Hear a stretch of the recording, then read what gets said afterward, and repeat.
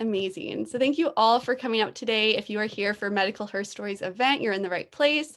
My name is Tori, and I am your founder and CEO of Medical Herstory, and I'll be co-hosting today with Yuki, who's our amazing events chair. So today we're presenting to you Undoing Stigma Through Creative Expression, Words, and Embodiment. We have an amazing lineup of artists today that we are so happy to be showcasing. If you're unfamiliar with Medical Herstory, we are an international award-winning youth-led not-for-profit, and we're on a mission to eliminate sexism, shame, and stigma from health experiences. We advance gender health equity through storytelling, medical education, patient advocacy, and undoing stigma. We hold events like these. If you're interested, you can definitely follow us on social media to learn more. We host workshops where we educate patients, providers, and the public on a range of different health conditions and how to advocate for yourself in medicine and eliminate gender bias in your own practice. And we also engage the public through social media, where you can find us at Medical Herstory on Instagram, Facebook, TikTok, and Twitter, and check out our website, medicalherstory.com. And with that, I'm going to pass it over to Yuki, who will be giving us our land acknowledgement. So Medical Herstory is based in Tiohtià:ke, Montreal. Many of our events and operations are located on a land which has long served as a site of meeting and exchange amongst Indigenous peoples, including the Kanien'kehá:ka of the Haudenosaunee Confederacy, the Huron-Wendat, Abenaki, and Anishinaabe nations. Medical Herstory recognizes and respects these groups as the traditional stewards of the lands and waters on which many of us are today. We cannot begin to discuss patient advocacy, barriers to access and care, or internalized stigma without recognizing the role that colonization, white supremacy, and medical racism play in the social structures which healthcare as an institution is situated in. We want to provide a content warning. So the following performances can contain material of a sensitive and explicit nature, which might be upsetting to some participants. The topics covered can include, but are not limited to, discussions of sexuality, trauma, and assault. There will be specific content warnings stated before each performance if the performers want to do so. And please, anyone, if you feel the need to step away for any moment, please do so. And we will notify when each performance begins in the chat so that you know you can re-enter.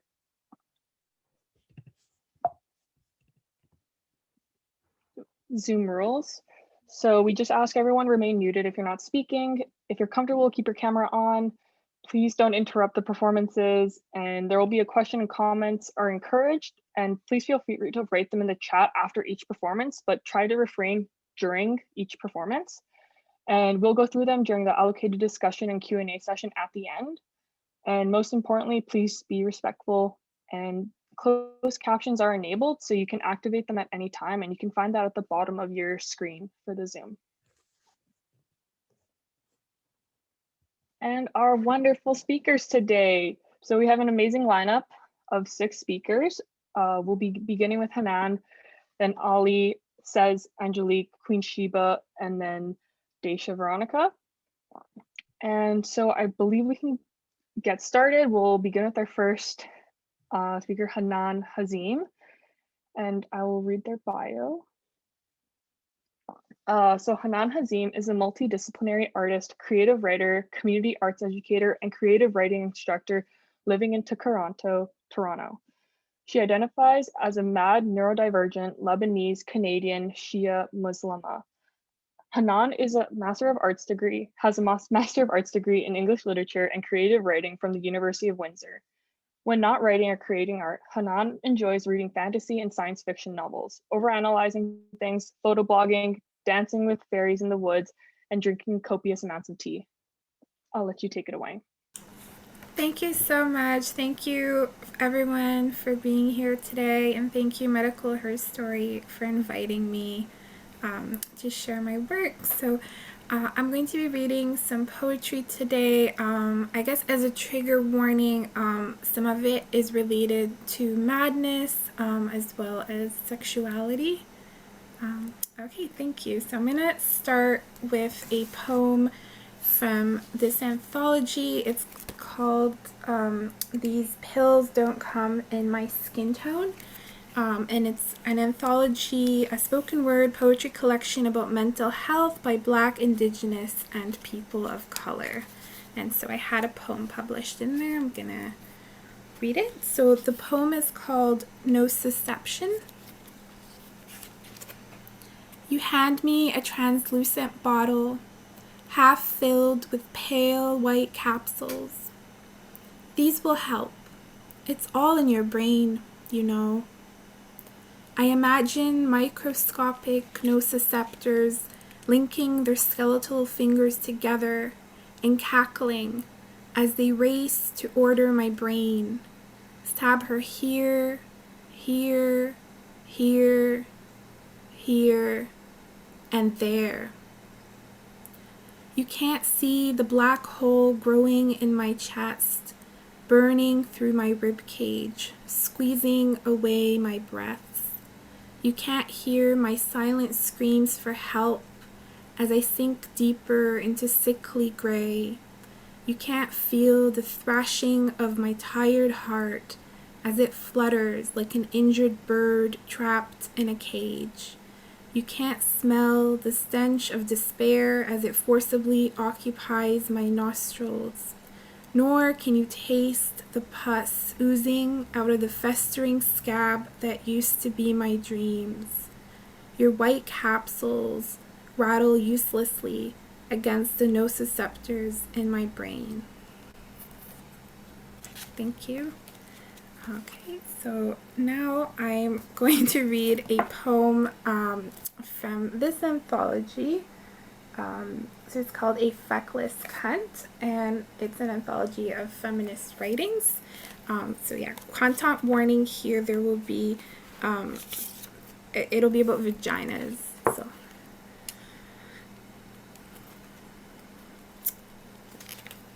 So this poem is called A Vagina is a Vagina is a Vagina.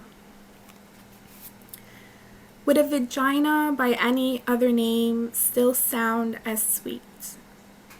Lady garden, peach, cherry, flower, flower bud, rose, kitty, tutu, wee wee, no no, fanny, woohoo, hoo-hoo, fofo, vajayjay, gash, vag, twat, slit, girly bits, down there, nither regions, female privates, cooch, coochie, cooter, coos, cookie, muffin, cupcake, jam cookie, crumpet, whisked biscuit, furry taco, tuna taco, fur burger, bearded clam, cream pie, vag, boneyard, axe wound, tampon tunnel, cum dumpster, cock polisher,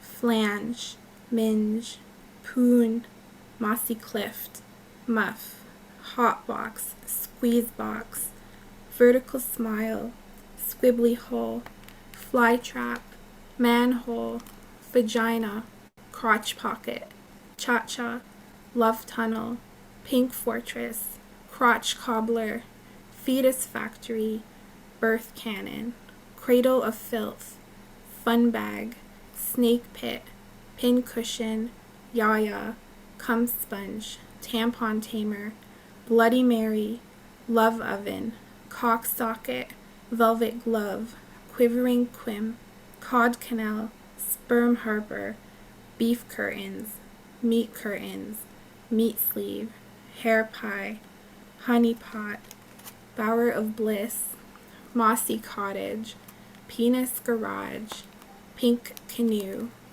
bang hole, smush mitten, beaver, pussy, platypus, eel skinner, trout basket, panty hamster, semen ashtray, bejizzle, cunt. Thank you. So those were, this is a found poem, and those were all words that were used by folks for vagina online. So I'm sorry, because some of them were very vulgar or upsetting, so I apologize for that, but that's the reality of terms people have been using for vagina, unfortunately. So how much more time do I have? I wasn't keeping track.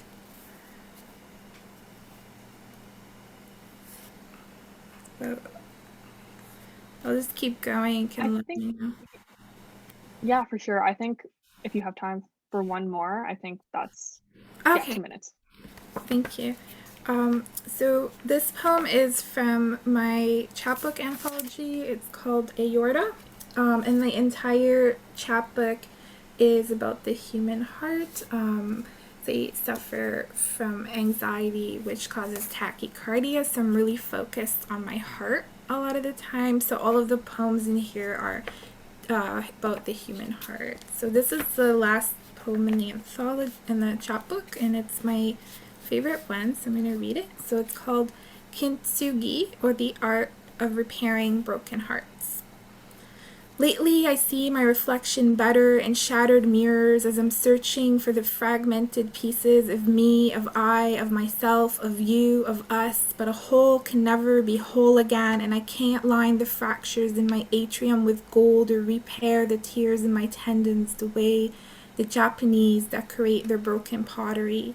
Because my heart is no ornament and it cannot be remanufactured, and my wounds are not wilted flowers to be watered back to health. And even though the heart is one of the first organs to form, it still takes 9 months to fully grow a human. So why was I born at 6 then? What a miracle, they said. Why, she's as tiny as a doll, but I was no porcelain figure, no. I was soft tissue, malleable bones, barely functioning lungs, and sometimes I wish I never learned to breathe on my own, never left my mother's womb, but that's not the point. No, when my favorite teacup cracked in half, I could not mend it. I could not glue the ceramic back together with gold lacquer because I'm too broke to afford precious metals, to afford lavish therapy, and people like us, from broken systems, broken families, broken bodies, and broken brains, cannot be fixed because human hearts are not manufactured, but grown. Thank you so much.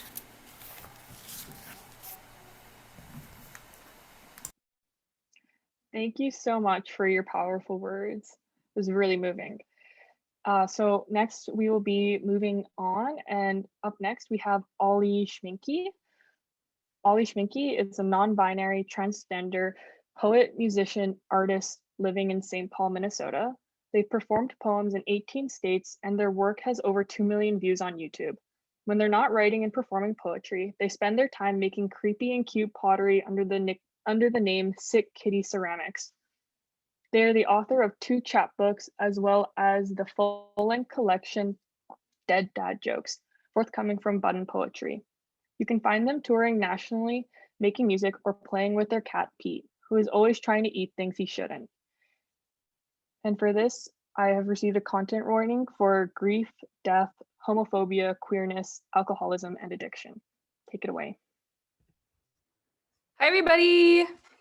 I wrote this book. It's called Dead Dad Jokes. It's about my dead dad. So if you have any sorts of things about that, maybe you will love it or maybe you'll hate it.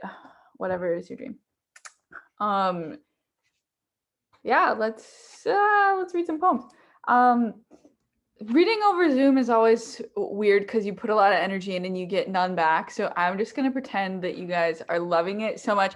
I'm gonna drop my Instagram handle in the chat now ahead of time in the preemptive of how much you are gonna love it, and follow me on Instagram and everything. So wonderful, wonderful, wonderful. Gay love is the only thing saving me. My partner and I are sitting on our couch watching Lord of the Rings. She is explaining each detail of where the movies fucked up from the books, and I'm holding her hand trying to remember the difference between Boromir and Aragorn. 100 miles away, my father trips in the kitchen and smashes his head on the countertop. I imagine his face, how it must have peeled back in a thin layer upon impact like sliced deli ham. The heart failure spills vomit all over the carpet. A line of bile dyed pink by pills and blood. The heart failure buys him a nebulizer and lisinopril and bumetanide and morphine. The heart failure cancels my work shifts. I spend 3 days every week sorting his pills and cooking him breakfast and rubbing lotion on his feet and changing his diapers, and he is dying and I am angry because I'm here and he wasn't. My 4th grade play, my father absent. Softball game, my father absent. I need help on my homework and he is at the bar. College move-in, my mother helps while he is at the bar. My father is a blank photo album. The thing I remember most about my childhood is the smell of beer and him telling me to never kiss a girl because that's for perverts. Years later, his apology is absent. And if he's going to continue to be absent, then he should at least have the decency to be dead about it. But being angry at dying people is never fair. They need you. You're the one that's still alive and you can't leave somebody in a puddle of their own vomit. Sometimes I want to quit, but then he'd die. How can I go home if he'll die? How can I watch Lord of the Rings with my girlfriend if he'll die? When I'm there, I can't sleep because the sound of his puking keeps me up. I lay on the floor of my parents' living room because the couch feels too soft, too much like my father's stomach, and I can't help but feel my palm pressed into it while my ear on his chest searches for a heartbeat. I don't want him to die, but I don't want him to be my father either. I don't want him to die, but I just want to do some regular fucking thing like painting my nails or watching movies or being alive. I want to do some regular fucking thing like being angry at my dad because other people get to be angry at their shitty alcoholic dads and I'm still queer and he still hasn't apologized. So he trips in the kitchen when I'm not there, and I don't have to leave my couch to check on him. Instead, my partner pets my hair gently, like there's nothing in this world that can't be fixed by petting my hair gently. We are queer, which means we have always known how to keep loving even while surrounded by death.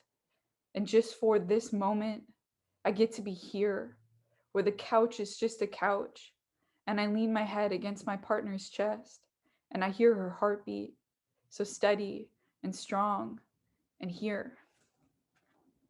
Thanks, everybody. I'm imagining raucous applause, wild applause. Thank you. Contain yourselves. Just kidding. Don't. Never do. Thanks, everybody. If you like my book, if you like my poems, whatever, want to give it a shot, I'm slapping that link in the chat too. Yeah. So helping your dad die is a wild time. And it's so not like the movies. You think there's gonna be like a nurse, but it's you. Like you are the nurse, unless you're like very rich, then you can have a nurse, but we did not. Anyway, the poems will tell you. This is my last poem. I just have 2 poems. I hope you like them, and excited to be here. Thanks so much for having me. I bet you all are wonderful, beautiful people. I will never know, but I'll just assume that that's what it is. All right, here's my last poem. My therapist tells me my dad was lucky to have me as a daughter. And I want to tell her to fuck off, but I'm not very good at asserting boundaries, which is one of the reasons why I'm in therapy in the first fucking place. My therapist misgenders me to my face 3 days after my dad dies. At his funeral, I have to smile at people who don't even get my fucking name right. At his funeral, I make small talk with the same teacher who told me he didn't think gay people should get married. At his funeral, I use the women's restroom. I don't bind because it might upset my relatives. I am the perfect daughter. Speaks when spoken to, daughter. Cries when supposed to, daughter. Made of plastic bags, daughter. Duct tape, daughter. Eyelashes made of clipped toenails, daughter. Pennies for teeth, daughter. Copper laugh, daughter. Chapped lips, daughter. Dead dad, daughter. Dad so lucky, daughter. Lucky daughter. What a lucky daughter. Thanks, everybody. Thanks, friends. See you later in the Q&A. Wow, thank you so much for your vulnerability and sharing that story. I was very touched by that. And so we'll be segueing into our next performer. Up next, we have Says Tomasin. Says Tomasin is an autistic, genderqueer performance poet. They have been writing and performing poetry in the UK for over 2 decades. They hosted the Verse Matters Spoken Word Night, an intersectional feminist poetry collective that seeks to provide a platform for marginalized voices from 2017 to 2020. They are currently employed as an equity, diversity, and inclusion advisor for the NHS. I'll let you take it away. Hello, hi everybody. Wow to all the previous poets who've gone before me. Those were amazing. Thank you for your words. I'm going to start off with a poem from my book, obligatory plug. It's called Historical Plans of How Romans Made Drains, and which is a weird title, I know. And this is a poem about why girls don't get diagnosed with autism. He's hypersensitive. She's fussy. He's averse to touch. She's no slut. He struggles with interpersonal relationships. She's just a bit shy. He's a savant. She's a swot. He's dyspraxic. She's hopeless with tools. He's having a meltdown. She's having a hissy fit. He's a perfectionist. She's nice and neat. He's quiet and withdrawn. She's no trouble. Thank you. Okay, so I'm going to read a poem about an experience I had working for, I worked for the NHS. This was a long ago NHS experience that I had.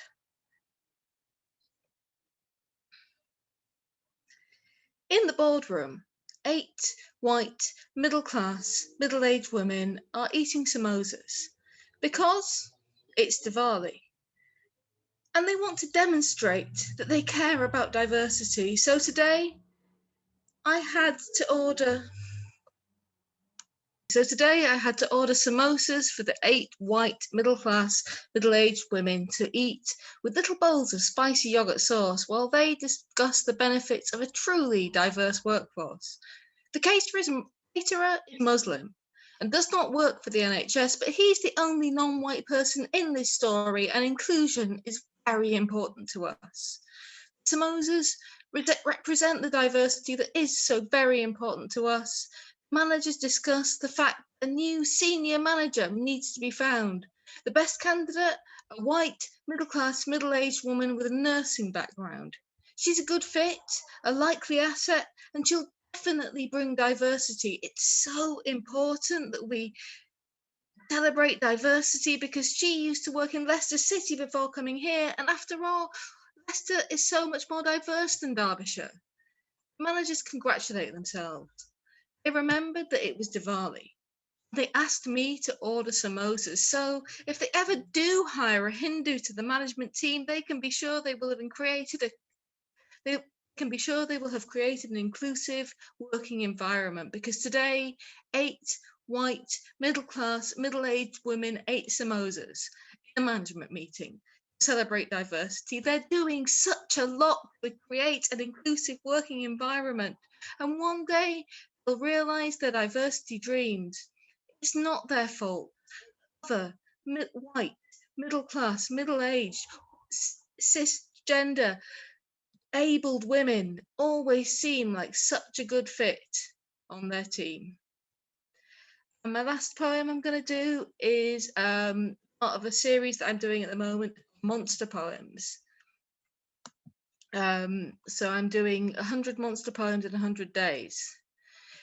And this poem is The Trowel, which is an Orcadian, i.e. from Orkney, monster, and Trowel has been suggested by the amazing poet Harry Josephine Giles as a Scots equivalent to queer. So I wanted to write a poem about the Trowel. You say I'm shy. I say, maybe I just don't want to talk to you. You're really not all that interesting to me. I don't do small talk with small-minded people. You say I'm rarely seen. I say, maybe you're just not looking hard enough. I see you all the time, too much if anything. I can't help it if you're looking right through me. You say I'm ugly.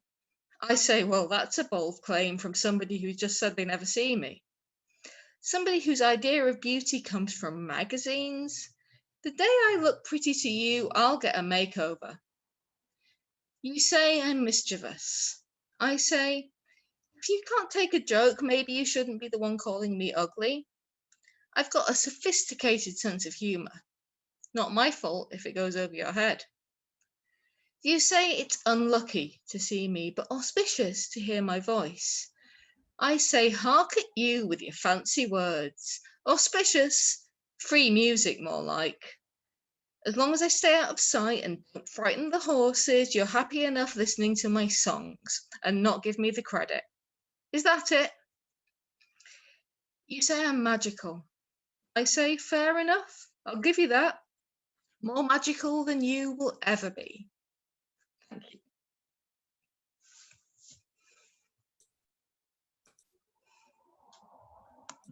Thank you so much, Says, for your honest and powerful words. We'll be moving on next to Queen Sheba. And so I have the bio right here. So Queen Sheba, born in Detroit, Michigan, now living in Atlanta, Georgia, a 2021 Grammy nominated Queen Sheba for works featured on Robert Glasper's latest album, F Your Feelings. Sheba has 6 albums, 2 of which were up for a Grammy under the spoken word category, and she is a 2-time NAACP Image Award nominee. And for fun, Queen Sheba is an RRCA certified run coach and a 2-term brand ambassador for Lululemon Athletica, teaching adult athletes all over the country how to fall in love with running again. Lastly, she has just announced running for District Number 2 Atlanta Board of Education.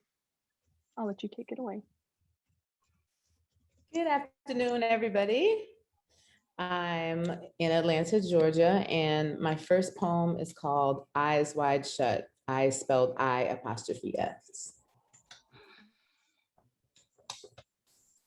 Protective, I don't crack jokes in public. I'm afraid someone will see us laughing, enjoying each other's company and misery. This was supposed to be beautiful. Slumber parties, pedicures, and beauty secrets. Coming out to friends and family is nothing like the fear of rogue police officers who pride on ripping flesh from bone. Billy Club crushing my eardrums, blood ruining a sunny day and a 5th date. Embarrassed like a little girl's introduction to womanhood in the middle of gym class, we were still unprepared, shocked even. Covering our wounds with our hands, more to keep in our pride and mute out the taunting laughter, our fingers too small to hold back geysers of blood.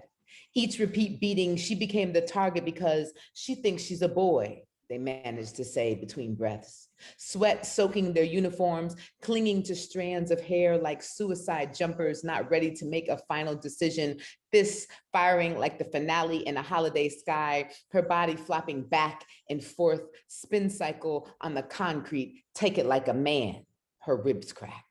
Jolting my arm out of socket, ripping away from the 2 uniforms it took to hold me back, flung my stomach and breast over her head, wrapped my arms around her sides. They grab a branch from my nearby watching tree, a pipe from a stolen car, my arm breaks. Tread marks on my back, I thought of 2 rap songs. 911 is a joke in your town. 28% of officers do not assist or adequately report hate crimes concerning the gay and lesbian community. 1964 civil rights. The left wing couldn't fly yet, had feathers missing. I know movies aren't the best source of reference, but I cried through Brokeback Mountain. She and I are neither white nor privileged. And if 2 white men in America don't feel free and safe, well, we are not covered either. Not by doctrine, nor by healthcare. Lunch on campus, we don't share dessert like at home, keeping our puddings separate. Against her insistence, I won't allow her to carry my books or open my doors. My eyes follow my shoelaces when we pass each other in the breezeway. This was supposed to be simpler, built-in HOV and fashion consultants. This was supposed to be in vitro fertilization or adoption. Pet name Stotts, sophomore year. We'd meet each other in the community garden. My nose grazed her cheek, lips brushed against each other's quickly, eyes darting around to check for spies, the fond look of, I miss you too. Giggling, we'd rush off like kindergarten recess. 3, on date night, we'd role play strangers at the bar. Tonight, the light above the ATM was out. The alley, familiar graffiti and condoms from truant high school scholars, still pumped from wrestling practice and illegal steroids. It took 8 of them to pin me down. I was a virgin, wire hangers, bottles, broken glass, finally the courage of themselves. Swollen, salty tongues muffled my attempt to put any after-school special lessons to use. Yelling earthquake wouldn't have worked. People must be numb to fire, like I am numb to hope. You just need a man to help you change your mind. Well, thank you for helping me. Chewing half of his tongue like cud, my only evidence, he was screaming, blood dripping between my teeth. Lestat became my hero. Crack, my jaws broke. My high cheekbones gravel beneath their knuckles, like a child wiping out on his Schwinn on a dirt road, knees in my stomach, in my throat. According to the US Department of Justice, somewhere in America, a woman is being raped every 2 minutes. Picking up our love after the gurney, the siren, after the metal clamps, bright lights in cold emergency room, after the athletes protected by scholarship and alumni, after the bench and the gavel, after prosecution team versus public defender, the reporters, the predetermined verdict in the headlines, after sleeping in separate beds, separate rooms, not sleeping. Picking up the innocence in our romance was like picking up a fallen mirror broken in its frame. If you lose one piece, you can ruin the entire thing. But if you are careful, over time, love can be restored. And thank you. And that one always makes me so uncomfortable, but it's what it's supposed to do. This next one is called Misty Mirrors. Little brown girls trace circles in gray misty mirrors to cover the image that flinches because her vision is conditioned by the system. Painting red lips under green eyes, so when the first guy pays her a little attention, she pays him a little pussy. Not realizing we're raping the way we're living if we allow outside influences to persuade decisions made on our physical condition. Flipping through the latest issue, looking for an image to transition into because someone that lacked confidence in their individualism told her eccentric wasn't beautiful. The anorexic sister in the magazine is the role model for how she wants to be seen because no one told her superficial is temporary. No one told her morning reflection she's carved from the beautiful red clays of Georgia, molded by the yellow-orange rays of the sun. Bodies bend naturally like the Mississippi River, kept fresh and moist by the tropical rains of the Amazon, bearing fresh and ripe fruits of the earth, but neglect has left it a spoil. Rotten droughts of Tennessee, standing in the bathroom of broken homes, hoping to attract the reactions of men with blush and foundations when Mac is making Africans careless, like the deserts of the Sahara. Makeup cracks midday, leaving her self-esteem shattered on playgrounds, in nightclubs, and smeared on pillowcases of strangers she's known for years. Young brown women trace circles in gray misty mirrors, putting fingers down our throats and purposely miss meals. We're tearing up our insides to try to fit in on the outside, when fitting into parasucos doesn't make us invincible, it makes us vulnerable. Relying on someone else's validation to make our life worth living. When the best love is self-love, we relax and become comfortable with the spirit that metamorphosizes inside. Your glow will be compared to sunshine. So many times we ignore the quiet voices in our head to pass compliments to strangers we don't even know. But what we don't even know is that you may have been the first one to tell them, sister, you're beautiful, or your eyes sparkle, or sister, you're fine, because you never know if you're seeing them for the first or the last time. We tend to pull back every time someone smiles or tries to make eye contact, afraid to let people read where our confidence lacks. Elderly brown women trace circles in gray misty mirrors, covering their grays with dyes, trying to use creams and lotion to try to smooth out lines, erasing traces of wisdom, pinching, tucking, and lifting parts that have hung low with experience because no one told them. Their breasts now hold milk that replenish the earth in its eternal rest. Hips widen to make resting places for grandchildren, listening to stories of the Angola 3 or on midnight summers on the porch swing. No one told them the real gift is losing physical sight to protect your souls from the tragedies women fighting for liberation will suffer in this life. Tonight, we realize the search for physical beauty comes from how comfortable we fit in our self-esteem. And the only genes we need have been passed down in our bloodstream. The only paint we need on our face are the tribal stripes of warrior women and the intricate details of a mask painted for a wedding. Tonight, women of all shades will trace circles in gray misty mirrors, comfortable with being natural because I was told we have nothing to make up for.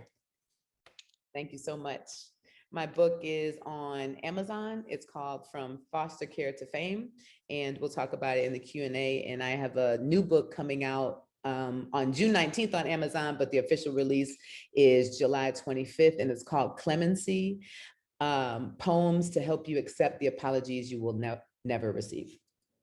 So thank you so much for your time and sharing your space. Thank you so much. Vulnerability was crazy in that. Thank you so much for sharing with us. So we'll go next. We have our final performer. Daisha Veronica. Yes, we're here. Awesome. Yeah, I'm here. Great. So I'll read your bio. And so Daisha Veronica is an award-winning playwright, author, viral-spoken word artist, veteran digital media producer, and MFA candidate at UCLA. She has received recognition awards from her plays from the Kennedy Center, Playwrights Foundation, Kentucky Women Writers Conference, UCLA, UC San Diego, University of Central Florida, and Playground LA. Prior to attending UCLA, she worked at BuzzFeed as a top digital video producer, where videos that she conceived, wrote, shot, edited, and appeared in collectively generated over 500 million views in 3 years across YouTube and Facebook. Her videos have been featured on Amazon Prime, Hulu, Apple TV, The Huffington Post, Bustle, and Refinery 29, among other prominent media outlets and streaming services. Hi, everyone. I'm so sorry. I woke up with vertigo today, which was very unfortunate, but I still wanted to be here with you all. And all I have to say for the other performers is wow, wow, wow. It's just such an honor to share space with you all today. And I'm excited to read 2 poems of mine. So the first one that I will start with is actually a poem that I was fortunate enough to convert into a video when I worked at BuzzFeed. It's called Safe Sex.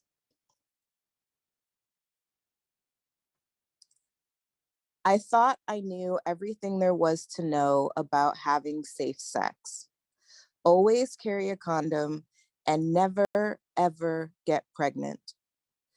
But I guess what I needed more than a dental dam was a mental dam, because I just can't stop thinking about you.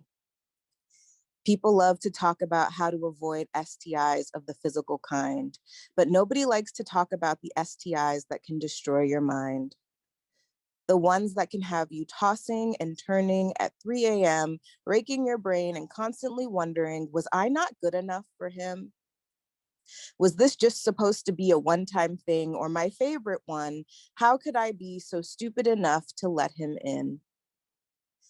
My sister always told me that my body was a temple, so never let a person in that doesn't take the proper time to worship you, because you are a goddess that is truly worth sacrificing for. And I only wish that I had taken the time to listen to her more often. But instead, I chose to listen to you. And that would have been okay if it weren't for the fact that your love for me was untrue, because you liked someone else when you said that you liked me too. Then deception turned into a matter of perception, and everything started to feel like 50 questions, except at the end of the day, I was still left guessing, and this asshole kept testing my patience. But my mama said patience is a virtue, and you said, baby, I'd never want to hurt you, but you did. You fucked me over and left my brain impregnated with your bastard babies called memories.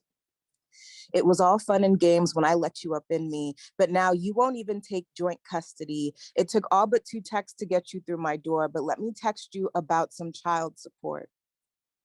Just an honest why.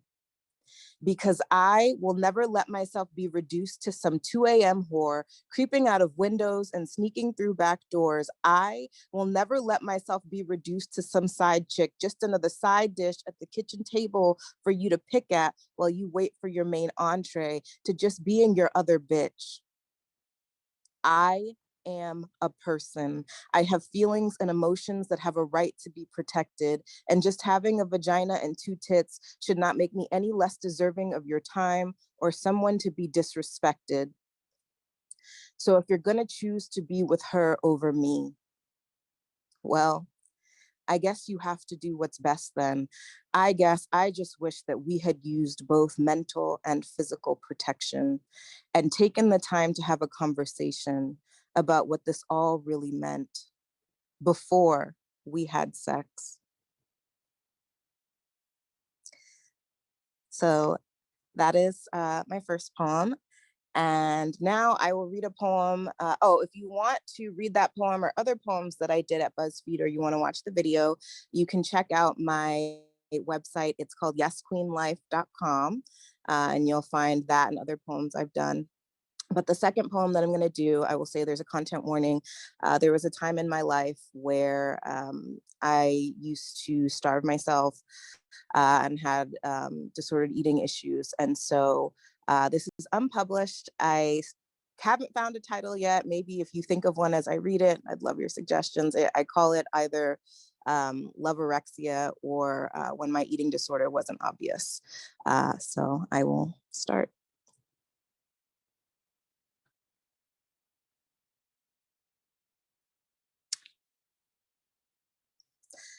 My eating disorder wasn't obvious.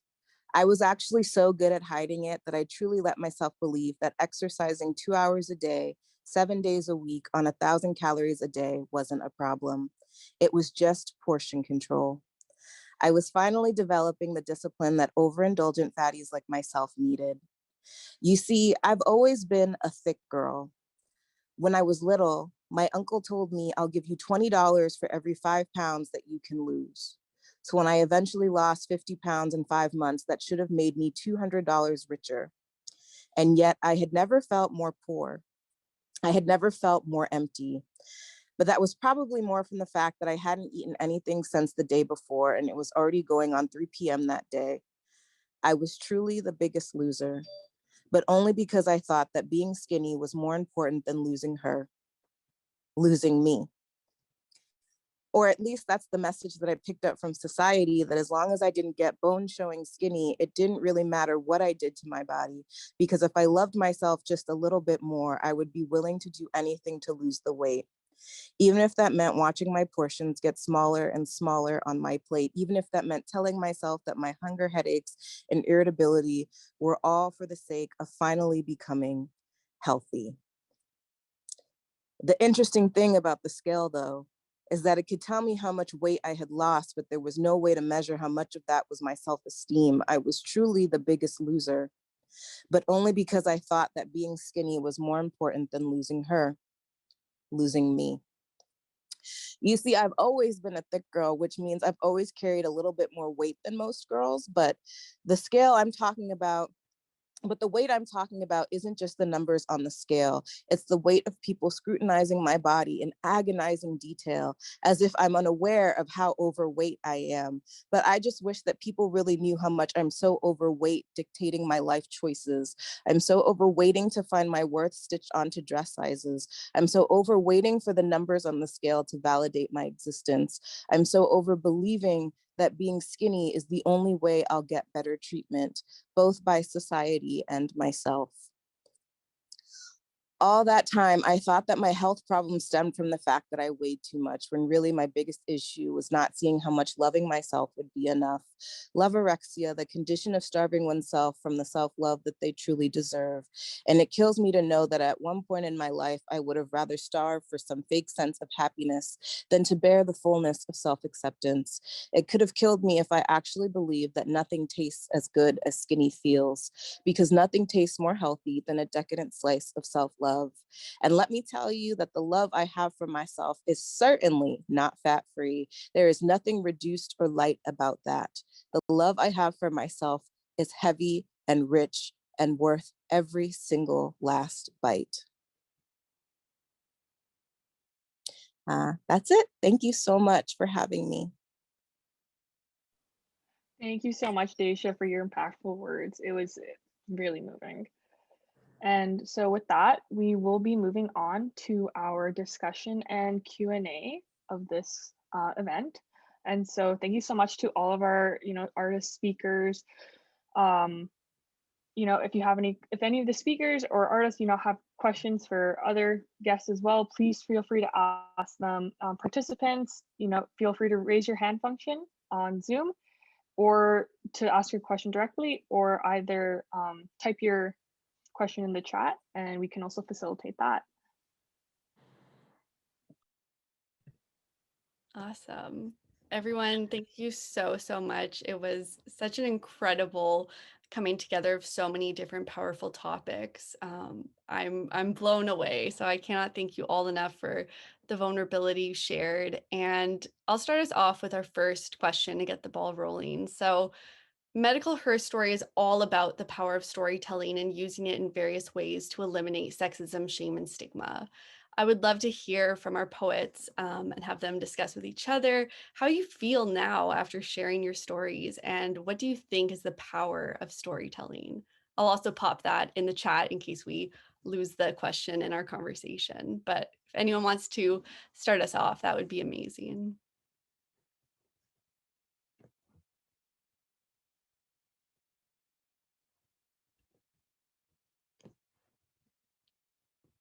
Storytelling for me is a way to express all the micro experiences I've had in my very vast and ever-changing life. As a spoken word artist, especially in America, we tend to talk broad subject more than we do hone in on specifics. And so I created a class, shameless plug, called College of Dope Ass Writers. And we're on Zoom every Tuesday. If you'd like to join the class, please DM me, call me, email me. I'm producing a summer's masterclass. Anyway, long story short, I've been doing that for 3 years because the poets before us, Mums, Jessica Care Moore, Saul Williams, Amira Baraka, Raz Baraka, Sonia Sanchez, Nikki Giovanni,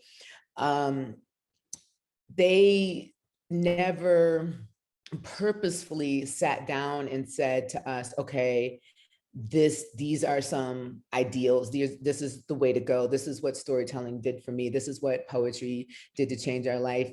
Although a lot of those people did go into higher education, that didn't give a broad reach to everyone that just wanted to be able to get expertise from them.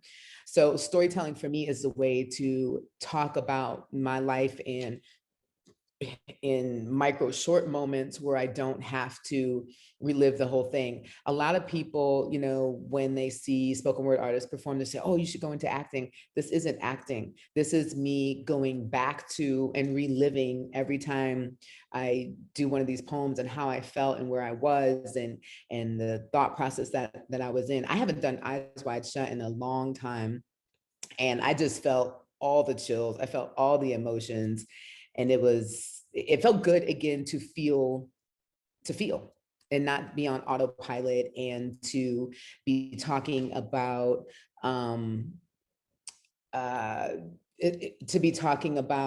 what stigma does to women especially, and how we have to maneuver around it, how we have to do more or less or be louder or not, just to try to navigate our life. And so I really appreciate this space and many spaces like this that create opportunities for us to speak freely and talk about things that may be uncomfortable in our life, that our just regular friends and family just wouldn't necessarily understand all the way.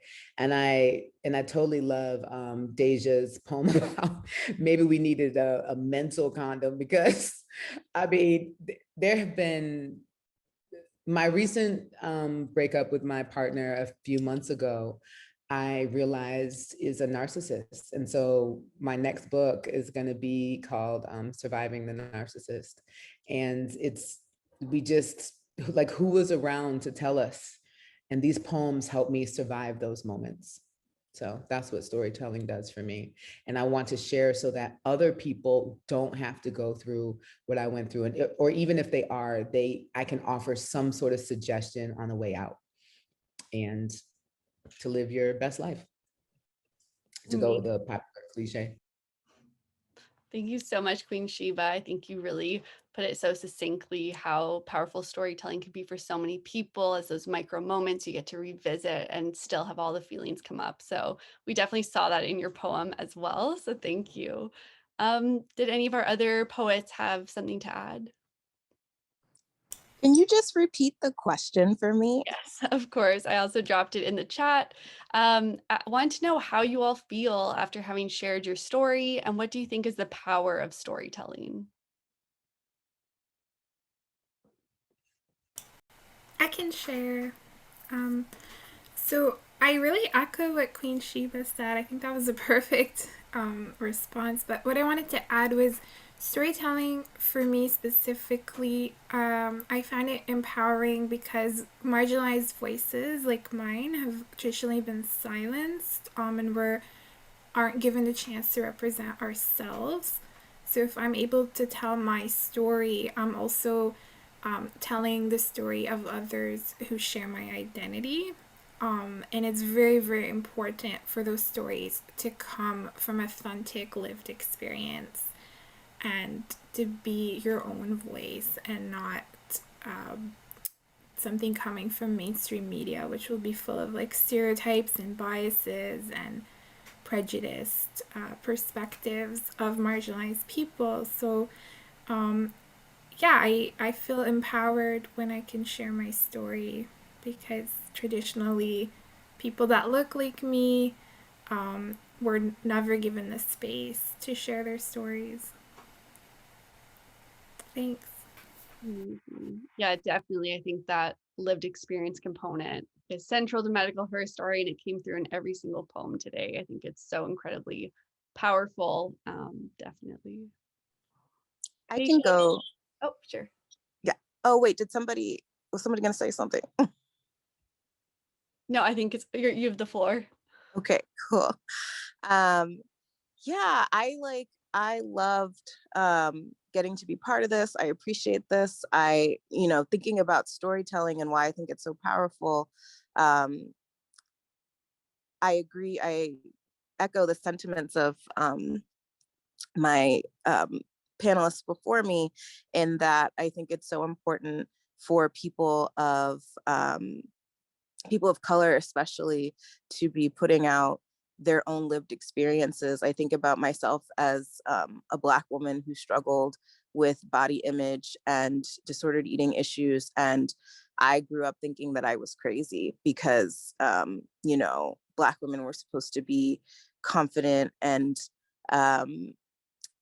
comfortable in their skin and comfortable being plus size. And I also grew up with insecurities around my Blackness. And so not seeing Black women who were struggling with those issues just made me feel further alienated from my Blackness. And so I think it's important to tell stories so that people know that they're not alone and that there are others going through experiences with them.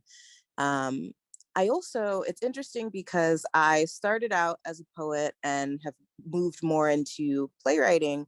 And I just think it's also important to tell your story in one way to relive it, but I think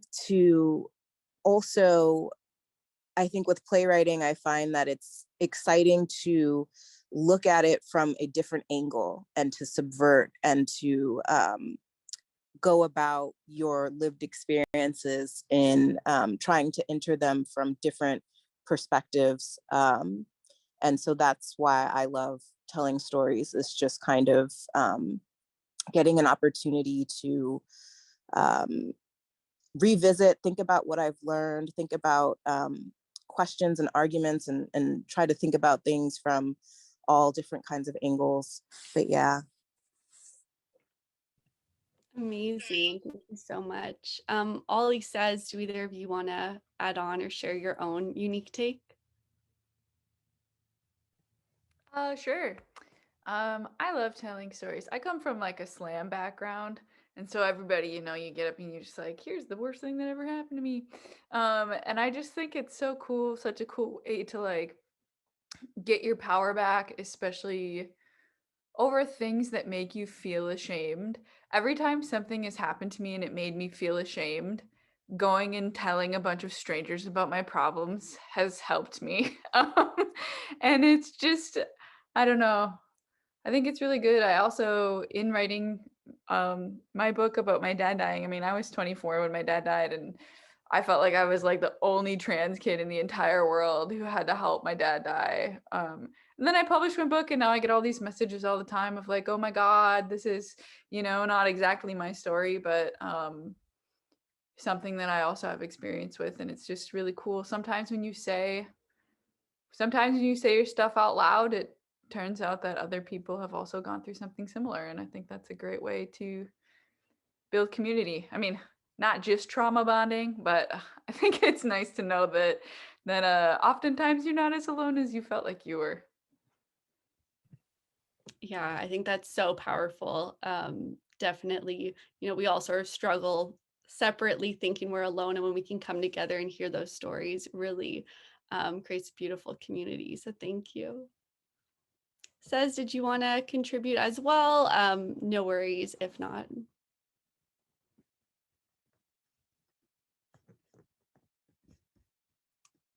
I think Sez might have stepped out for a second. So we'll open the floor for probably like a few more questions. If you want to write them in the chat, you can use the raise hand function.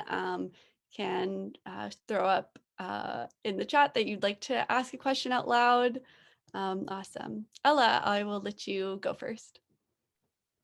Thank you all for your performances. They were so striking in their own ways and really resonated with me. And I think it's quite an adjacent question to the one that was just asked, but I think something I personally struggle with in sharing my art or my poetry is the feeling of vulnerability in taking that step. And I was wondering how you have dealt with that feeling of making yourselves vulnerable.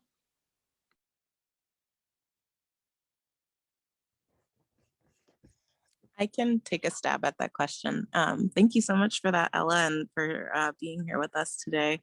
And I think for me, it's so interesting because in life, I don't feel like I am vulnerable at all. I feel like I have a huge wall, but in my art, I get that comment a lot, that there's a lot of vulnerability there. And I think it just comes from a place of like, when you're so hurt or so angry or so upset, it's like vulnerability is the last thing you're thinking about. And for me, it's just like, I have feelings that that they just pour out of me. It's like, if I don't put them on the page, they're just kind of fester up inside of me. And so I feel like it comes from a place of, I need this like burning need to hear, just to articulate the emotions that I'm going through and processing. I want to add to just my own writing style. When people dance around the subject, I'm like, what's the point? Because then I'm not connected to it. So part of it is me practicing what I preach in my writing styles. Like, I want to hear vulnerability from other poets, writers, bloggers, novelists, not just in poetry. So I want to be that too. And to co-sign what Deja is saying, if I don't write out the vulnerability, then I'm not healing myself. Because as the quote goes, when you speak, you're the first one to hear it. So if I'm not writing out my true vulnerability, my true experience, and then a possible resolution, I always feel like there should be a possible resolution in your writing, no matter what the genre of writing is, even if you make up and for poetic license sake, say your poem is about, I don't know, not wanting to rake the leaves or whatever, and then dragons come in and blow all the leaves away and you don't have to rake them anymore. So just, it doesn't always have to be this, this deep, thing about, but I always feel like there should be some sort of resolution. And when you have poetic license to make up what you want, then that's cool. But vulnerability still, I feel like there should always be a little lesson in there. Even if you didn't want to rake the leaves, your mom told you to rake them, you earned $20 and imagine magically this dragon came along from Game of Thrones, blew the leaves away. Now you can go in, collect your $20, and your mom's like, oh, great, now you can invest. You know what I mean? It's just, that's just my personal writing style. It's just, I always feel like there should be some sort of personal triumph in there, even if it doesn't come from you, even if you're personifying something else, a chair, a flower, a dragon, or your mom, or somebody down the street. Then if you don't write the vulnerability, what's the point? Where's the lesson? Where's the triumph? Where's the healing if you don't write the vulnerability? So that's my take on it. So for me, I don't usually like think, oh, I'm being vulnerable. It actually just hurts more to have to hide who I am and to have to pretend I'm somebody that I'm not.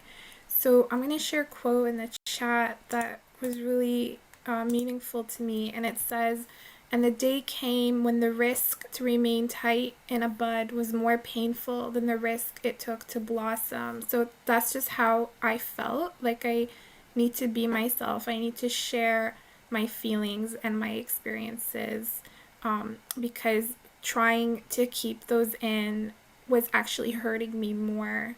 So I didn't really think of the vulnerability. And then, I'll have people come up to me and say, oh, you were so vulnerable and so honest. But my intention was never to be vulnerable or to have that great amount of honesty or even to be brave. Like I'm just literally like it just hurt too much to keep pretending that everything is okay when it's not. So that's really my main reason. Thanks.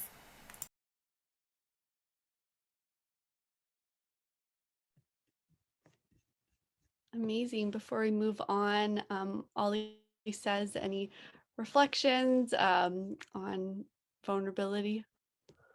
Sure, I can always talk. I can talk forever. Especially during the pandemic, I feel like I don't get to talk to anybody, so then I just talk. I feel like my work often comes off as seeming really vulnerable, but I also don't feel very vulnerable. And I think I also coach. I coach baby slam. They're not babies; they're in college. But I coach them to like go compete at college nationals and stuff like that. And we have a lot of conversations about like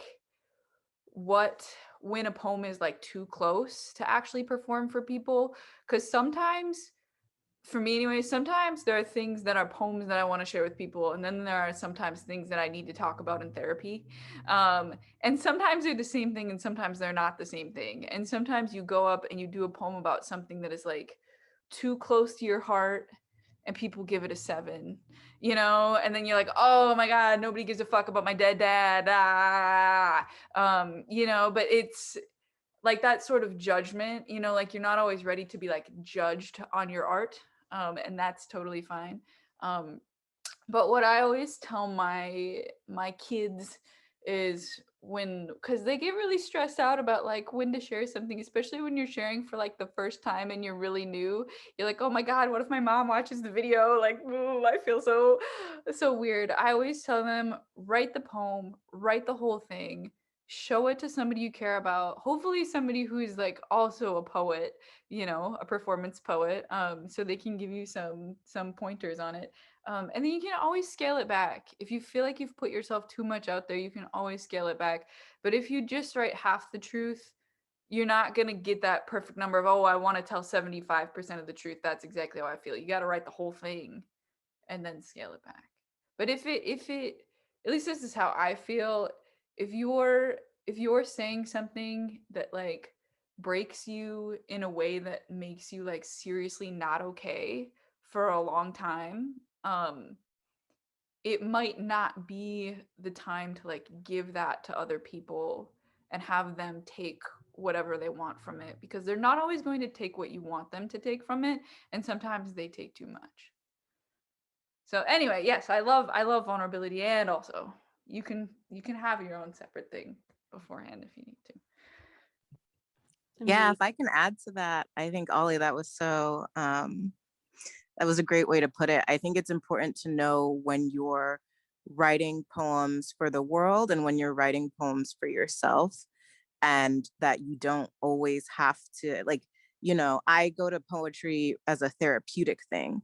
And then after, if I feel comfortable, I will then think about sharing that with the world. But I have poems I've sat on for years, you know, because I need to know that I feel ready to share that.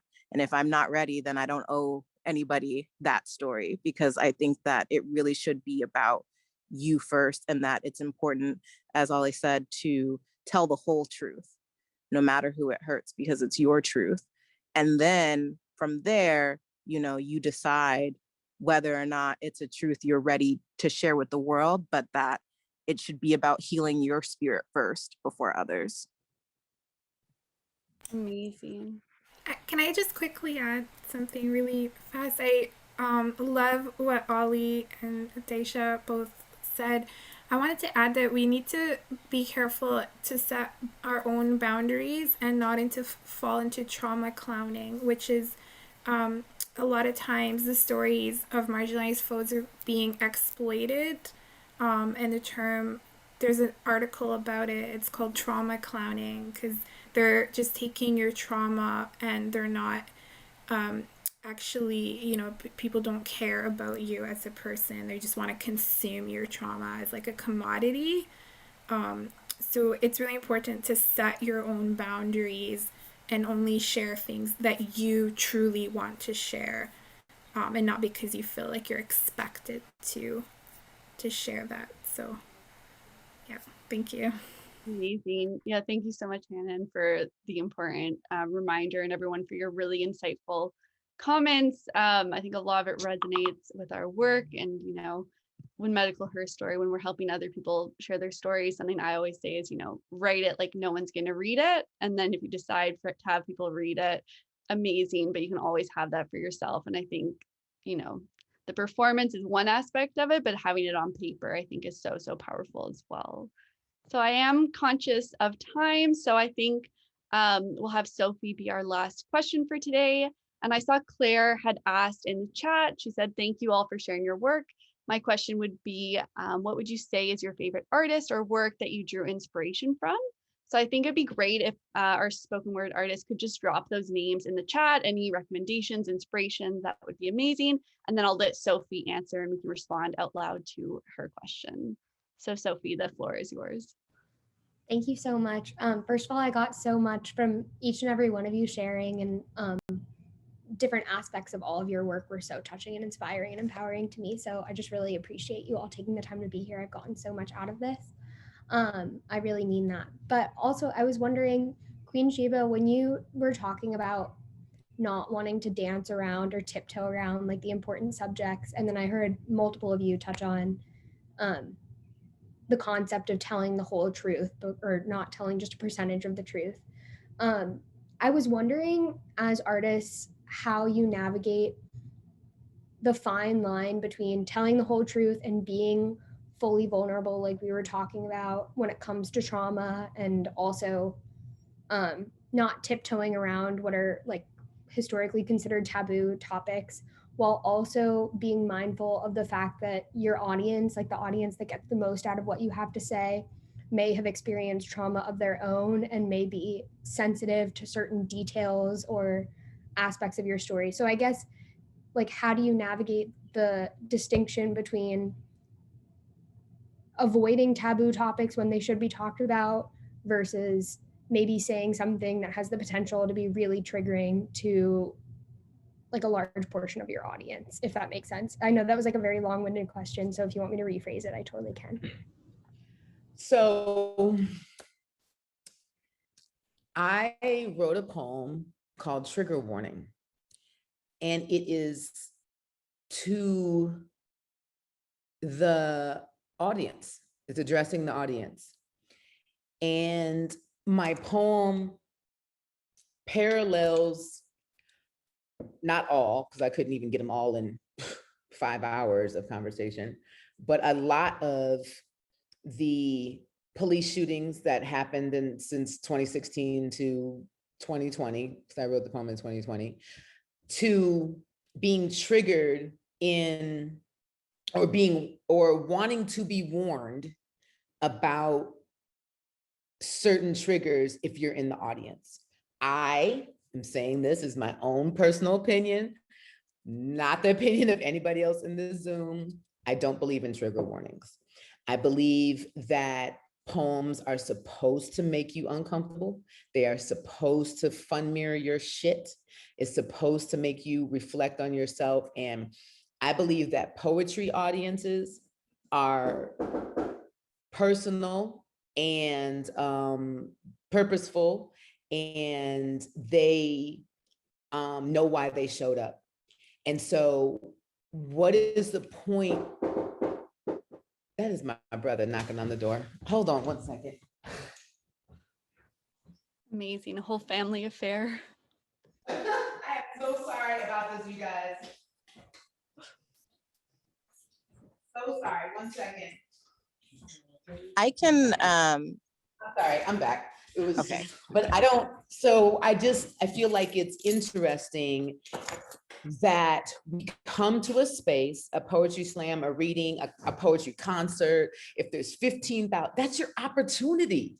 That is your opportunity. That's your moment. You never know when you're going to get that moment again. Like today, you never know if you're going to get, it was 49 people earlier, 49 people on here to share your story and to be vulnerable. So why dance around the subject if you're writing to provoke change, any type of change? Now we don't have leaves on the background in the backyard because the dragon came along. I don't mean that it always has to be so heavy, but what I do want to impress upon is if we don't share the vulnerable moments of our stories, then you're not going to reach the person who's too shy to say that they've been abused or have alcohol issues or drug addiction. I've gotten emails. I've been doing spoken word for 20 years, and I get emails periodically about people's lives that I have affected. And that is one of the reasons that I keep going. It is unnerving for me to write stories about being raped and my abortion and being kicked out and being homeless. But somebody on this Zoom, somebody in that audience where you have the opportunity to share, you are changing and affecting and making them think when they didn't want to think. Their friend brought them to that poetry reading. They didn't really want to go. I mean, it's cool. They're having a bad day. They heard somebody's poem, your poem. They heard your poem and was like, you know what? I did have eating disorders, Deja. My brother right now thinks I exercise way too much. I think I'm fat and I'm probably not, you know, but listening to her poem, I was like, I really need to throw out my scale today.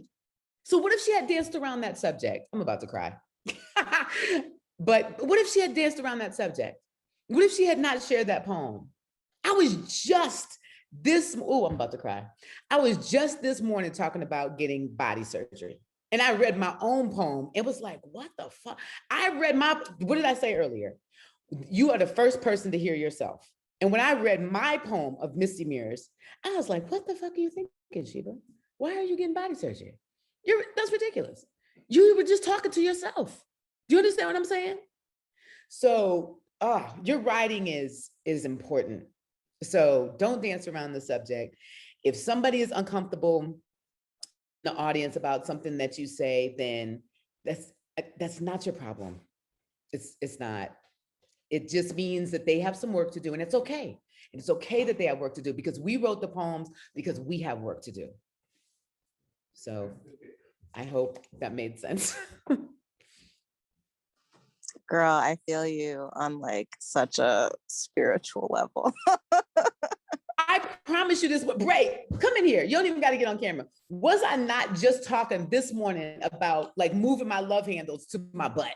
And I live in Atlanta, and you don't think the kind of pressure, I'm about to cry. Y'all are not about to make me, the kind of pressure that's in Atlanta to be. And I'm going to interject here. I'm her brother. She's talking about, she literally had this conversation Just this morning. And to hear you, Deja, and then my poem to myself, I'm not.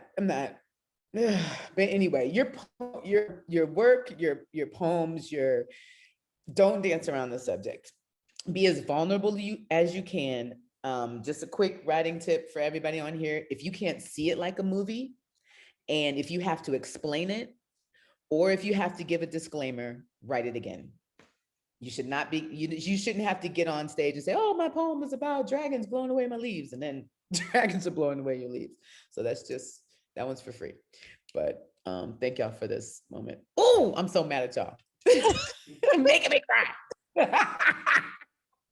But this shit is real. This shit is so real. And women just don't get the spaces, and men get on to be vulnerable, and men get on stage and talk about fuck us. Oh God, it's a drain. And I really appreciate the space. So thank y'all so much. And I apologize if I rambled. No, of course.